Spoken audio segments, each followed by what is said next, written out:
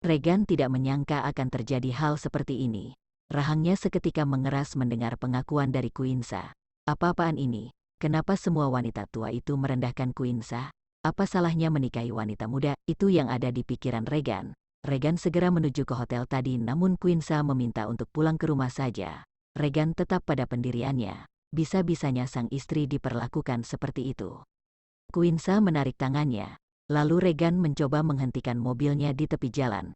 Quinsa, aku tidak bisa diam saja. Kau tidak seharusnya diperlakukan seperti ini, Pak Regan. Sudahlah, aku gak apa-apa. Hanya dikatai seperti itu sudah biasa bagiku. Lagi pula kau tahu kan jika aku anak yang tangguh. Regan menghela nafas panjang. Dia mencoba mengontrol dirinya supaya tidak terpedaya dengan wajah Quinsa yang sangat menggemaskan. Regan mencoba memalingkan wajahnya, namun Quinsa dengan cepat naik ke atas pangkuannya.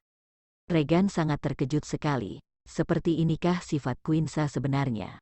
Quinsa, apa yang kau lakukan? Cepat turun dari pangkuanku. No, Pak Regan harus janji jika setelah ini kita pulang. Aku gak mau ada keributan. Regan menatap Quinsa dengan tatapan aneh.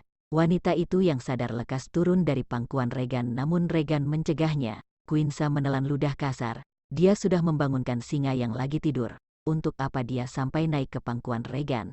Apalagi di pinggir jalan seperti ini. Pak, jangan bilang mau hoho-hihi di sini. Quinsa langsung menempelkan bibirnya pada Regan dengan sekilas lalu turun dari pangkuannya. Regan masih terhipnotis dengan perlakuan istrinya tadi, sedangkan Quinsa hanya bisa terdiam sambil berdoa supaya Regan tidak marah. Quinsa, yes, Mister. Regan menarik kepalanya lalu menciumnya dengan mesra. Quinsa begitu sangat terkejut, namun tak dapat dipungkiri lagi jika dia menyukai setiap ciuman dari suaminya itu. Pagutan demi pagutan dilakukan di dalam mobil sampai Regan tersadar jika tak pantas melakukannya di pinggir jalan seperti ini. Regan dengan cepat melepaskan ciumannya. Aku melepaskanmu kali ini, namun setelah sampai rumah jangan harap kamu untuk bisa menghindar. Quinsa langsung merinding seketika. Ia menelan ludah secara kasar mendengar semua itu. Regan mulai melajukan mobilnya menuju pulang ke rumah. Quinsa terus berdoa dalam hati supaya Regan melupakan ucapannya yang tadi. Jalanan kian sepi saat akan masuk ke arah rumah Regan. Semakin mendekati rumah, maka Quinsa semakin panik dan ketakutan. Dia mencari cara supaya bisa menghindari Regan yang begitu menginginkannya. Saat bersamaan, ponselnya berbunyi. Quinsa mengambil dari tasnya lalu segera membuka pesan itu yang ternyata dari Zidane. Kak Quinsa, kenapa tadi tidak mengangkat teleponku? Bisakah besok kita bertemu? Mata Quinsa melirik ke arah Regan. Pria itu masih sangat fokus menyetir mobil. Kenapa lihat-lihat, baru sadar jika dosen menyebalkan ini tampan, ucap Regan. Huek, pengen muntah, jawab Quinsa. Quinsa kembali menatap ponselnya. Ia bingung harus menjawab apa pesan dari Zidane. Iya, sayang, aku juga rindu kamu, ucap Regan yang menyindir Quinsa. Quinsa memalingkan wajahnya, ia kembali menatap layar ponselnya. Tinggal balas, aku sudah menikah, apa susahnya, ucap Regan tanpa memandang Quinsa. Quinsa menatapnya dengan kesal. Bagi Regan ini adalah hal sepele, namun bagi Quinsa ini adalah hal yang tidak bisa dibuat main-main. Dia sangat mencintai yang lebih muda darinya. Gara-gara Regan, ia harus kehilangan kesempatan untuk meniti masa depan bersama Zidane. Hei Pak Tua, kau sangat mudah sekali mengatakan seperti itu. Sampai sekarang statusku masih pacaran dengan Zidane. Gila parah. Quinsa terus menggerutu tidak jelas membuat Regan merasa geli sendiri. Dering ponsel berbunyi yang ternyata adalah Zidane.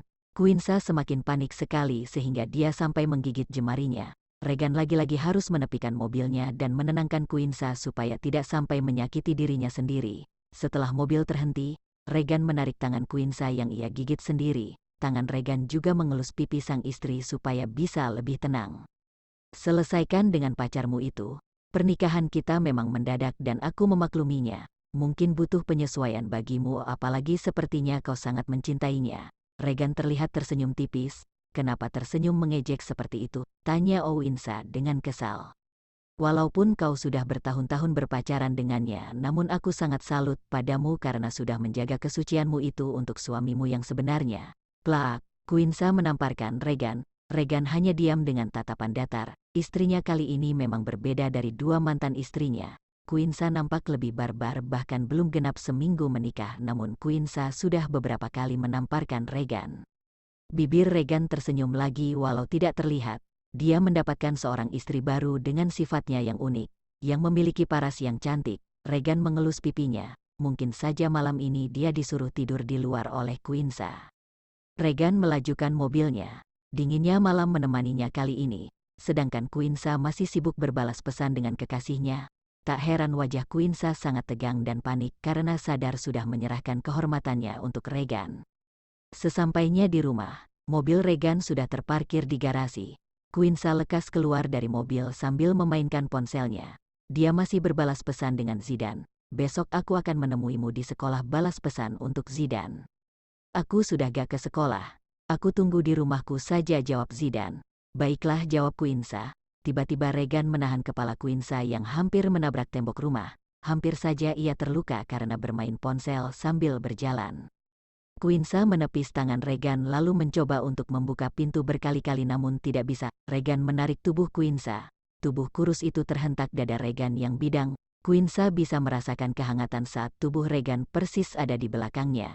Tangan Regan memutar kunci pada pintu tersebut. Aroma maskulin tercium di hidung Quinsa.